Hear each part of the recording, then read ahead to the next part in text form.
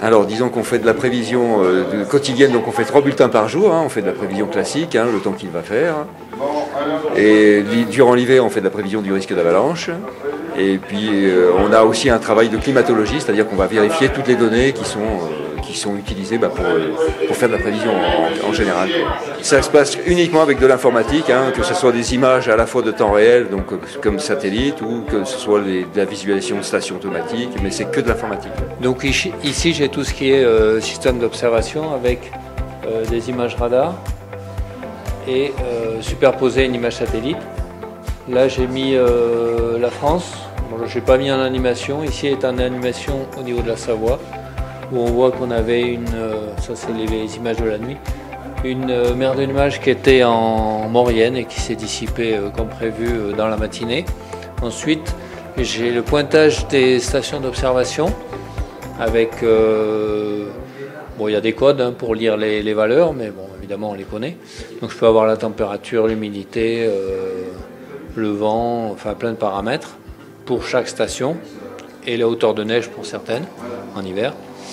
Et là j'ai mis les rafales de vent dans différentes stations, que ce soit en plaine comme en montagne, pour avoir une vision globale. Le centre se maintient de façon à nous permettre d'apporter le meilleur service possible en montagne dans un contexte de forte spécificité de la montagne par rapport aux enjeux météo et climat.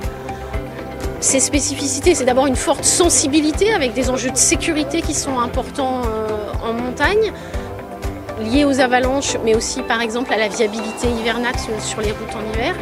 Et puis, c'est des enjeux par rapport au changement climatique qui sont une forte sensibilité du territoire. Déjà aujourd'hui, on observe le changement climatique en montagne, et demain, on sait qu'il y aura des risques nouveaux qui vont apparaître. On peut dire que cette année, le printemps a été exceptionnellement beau et chaud.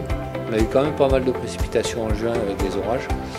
Et ensuite, là, on a toujours du beau temps et on va a priori vers une nouvelle canicule la semaine prochaine. Donc ça se maintient, et ce genre de phénomène, c'est la conséquence du réchauffement. Ça ne veut pas dire que tous les étés seront comme ça. Ça veut dire que ce genre de situation se produira de plus en plus souvent. Donc là, actuellement, je suis en train de travailler sur la correction des données des stations automatiques. Donc il s'agit tous les jours de voir s'il n'y a pas des anomalies dans ces mesures automatiques. Donc il y a des systèmes experts qui nous mettent en valeur, qui nous font ressortir quelques erreurs, et on vérifie si c'est des erreurs ou pas. C'est une difficulté particulière à prévoir le temps en montagne. Nos modèles numériques que nous utilisons sur l'ensemble du territoire ne sont pas tout à fait aussi performants en montagne qu'ailleurs, compte tenu des spécificités du relief, de l'échelle auquel se classent les phénomènes.